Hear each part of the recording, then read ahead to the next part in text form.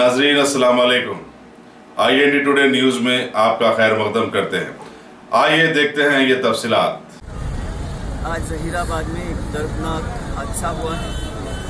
एक बहुत बुरी एक्सीडेंट हुई है।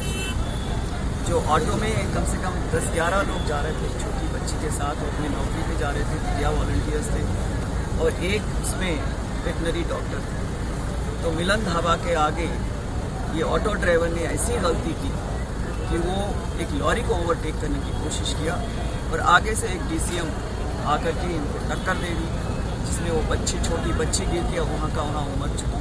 मगर बाकी जो भी हैं सभी को भी इतने सारे इंजरीज में एक 5 पेशेंट को अपने एरिया हॉस्पिटल में लाया गया है।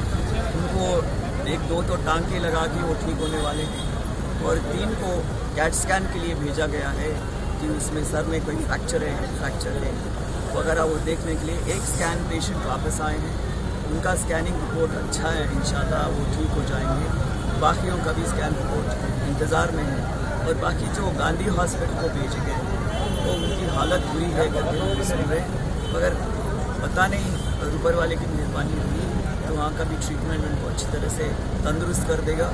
यहाँ के डॉक्टर्स ने इमीडिएटली भी रिस्पांस दिया, जिसको जैसे करना उन्होंने किया। तो हम चाहते हैं, ऊपर वाले से दुआ करते हैं, भगवान से दुआ करते हैं कि जो सीरियस कंडीशन में है उनको भी ठीक कर दे।